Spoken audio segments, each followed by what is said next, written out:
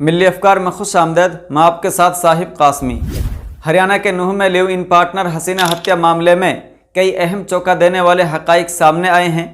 Reports के मुताबिक हसीना के भाई शकील का इल्ज़ाम है कि रफ़ीक हसीना को कार डकैती के लिए चारे के तौर पर इस्तेमाल करता था। वो सुनसान सड़कों पर गाड़ियों को रोकती थी और फिर मौका मिलने पर रफ़ीक उनके साथ डकैती की वारदात को अंजाम देता था। दूसरा खुलासा यह भी हुआ है कि चंद रोज़ कबल हसीना के साथ मारपीट हुई थी। उस वक्त हसीना ने पड़ोस में रहने वाले एक युवक के मोबाइल से डायल 112 पर कॉल की थी। जिस युवक के मोबाइल से कॉल की गई थी उससे रफ़ीक की पुरानी रंजिश थी, जिसकी वजह से रफ़ीक और हसीना के दरमियान झगड़ा हुआ और उन्होंने गुस्से में आकर हसीना को अपनी कार से टक्कर मार दी, जिससे उसकी मौत हो गई। फिर उसके शव को पत्थरों से बांधकर कुएं में फेंक दिया। आपको बता दें कि 26 साल हसीना नूह जिला के सिंगार गांव की निवासी थी। उसके घर वालों ने उसकी शादी देवला नंगली गांव के उमर मोहम्मद से कराई थी। हसीना की यह शादी सन 2011 में हुई थी, जिससे एक बेटा और एक बेटी पैदा हुई। जानकारी के अनुसार हसीना के बेटे की वफात हो चुकी है, जबकि उसकी बेटी इस वक्त सिंगार में अपनी नानी के घर पर रहती है। हसीना के भाई शकील ने बताया कि सन 2020 में हसीना का राब्ता उमर मोहम्मद के पड़ोस में रहने वाले रफ़ीक से हुआ। रफ़ीक पहले से शादीशुदा था और लग्जरी ज़िंदगी गुजारता था। रफ़ीक के पास एक बुलेट बाइक थी और उसने सोशल मीडिया पर अपनी मुतअद्दिद तस्वीर पोस्ट की हुई थी।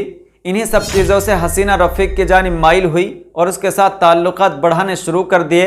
हालांकि उस वक्त हसीना की उम्र तकरीबन 19 साल थी। शकील के मुताबिक रफ़ीक के साथ राब्ते में आने के बाद हसीना ने अपने शोहर उमर मोहम्मद से तलाक ले ली और वो रफ़ीक के साथ रहने लगी। चूँकि दोनों की शादी नहीं हुई थी, इसलिए घर वालों ने उससे सारे ताल्लुकात तोड़ लिए। रफ़ीक के साथ रिलेशन में हसीना से 2 बेटियां और एक बेटा पैदा हुआ।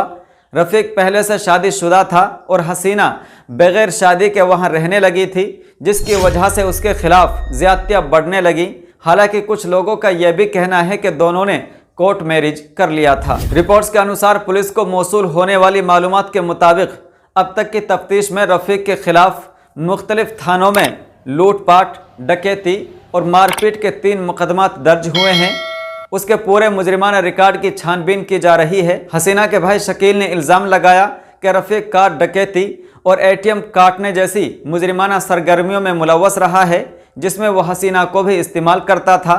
रफ़ीक को जब कोई भी गाड़ी लूटनी होती तो वो हसीना को ड्राइवर को वरगलाने के लिए इस्तेमाल करता था। जैसे ही ड्राइवर हसीना के हुस्न में उलझता, तभी रफ़ीक मौका पाकर वारदात को अंजाम दे देता था। हसीना के बड़े भाई हनीफ ने बताया कि रफ़ीक ने 24 अप्रैल को नूह पुलिस स्टेशन में गुमशुदगी की शिकायत दर्ज कराई थी, जिसमें हसीना की शनाख्त अपनी बीवी के तौर पर की गई थी और कहा गया था कि वो ज़हनी तौर पर गैर मुस्तहकम थी और 19 अप्रैल से लापता है। उन्होंने पुलिस से हसीना को ढूंढने का मुतालबा किया। जब ये खबर मीडिया में आई तो हसीना के गांव सिंगार तक भी पहुंची, जिसकी बिना पर हनीफ ने रफ़ीक को फ़ोन किया और बहन के बारे में दरियाफ्त किया। उनका इल्ज़ाम है कि रफ़ीक ने उन्हें कोई मालूमात फराहम नहीं की। हनीफ के मुताबिक वो फरीदाबाद में रहकर काम काज करता है। जब उसे अपनी बहन हसीना की गुमशुदगी का इल्म हुआ तो उसने अपने छोटे भाई शकील को उसे तलाश करने को कहा। जब काफ़ी तलाश करने के बाद भी हसीना का कोई सुराग नहीं मिला तो शकील ने रफ़ीक से दोबारा बात की। इल्ज़ाम है कि दोबारा फ़ोन करने पर रफ़ीक ने उन्हें धमकी देते हुए कहा था कि बझेड़ा के जंगलों में शव को ढूंढ कर दिखा दो, मैं बड़ा बदमाश हूँ। जिसके बाद अहले खाना ने पुलिस से राब्ता किया और वाक़े की इत्तिला दी। बझेड़ा गांव के जंगल में शव मिलने के बाद सामने आने के बाद पुलिस ने हसीना के अहले खाना के साथ मिलकर उसकी तलाश शुरू की। इसी दौरान जंगल में एक कुएं से बदबू आने पर वहां की तलाशी ली गई तो एक खातून का शव बरामद हुआ। पुलिस ने शव को कब्जे में लेकर उसकी शनाख्त हसीना के तौर पर की। हसीना का शव पत्थरों से बंधा हुआ था। पुलिस ने जब हसीना का शव कुएं से निकाला तो उसमें 2 मोटरसाइकिल के फ्रेम भी पाए गए और यह कुआं रफ़ीक के घर से तकरीबन 3 किलोमीटर के फासले पर था। रिपोर्ट्स के मुताबिक शकील ने इल्ज़ाम लगाया कि कुछ दिन पहले रफ़ीक के छोटे भाई और उसकी बीवी ने हसीना के साथ मारपीट की थी, जिसके बाद हसीना पड़ोस के एक युवक के पास गई और उसके मोबाइल से डायल 112 पर कॉल की। चूँकि रफ़ीक की उस युवक से पुरानी रंजिश थी, इसलिए जब रफ़ीक को इस बात का इल्म हुआ तो वो नाराज़ हुआ, जिससे दोनों में झगड़ा हो गया। शकील ने यह भी इल्ज़ाम लगाया कि झगड़े के बाद रफ़ीक ने गुस्से में आकर पहले हसीना को अपनी गाड़ी से टक्कर मारी और फिर उसकी हत्या कर दी। 19 अप्रैल को उसका शव पत्थर से बांधकर कुएं में फेंक दिया।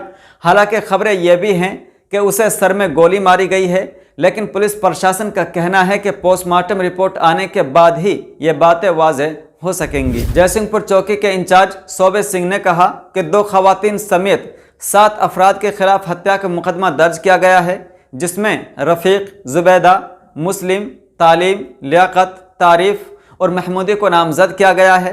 पुलिस पूरे मामले की गहराई से तफ्तीश कर रही है। नामजद मुलजिम फरार हैं, जिनकी तलाशी के लिए छापेमारी की जा रही है और जल्द ही केस की मुकम्मल तफसीलात सामने आएंगी। अब इस खबर में इतना ही। अस्सलामु अलैकुम वरहमतुल्लाहि वबरकातुहू।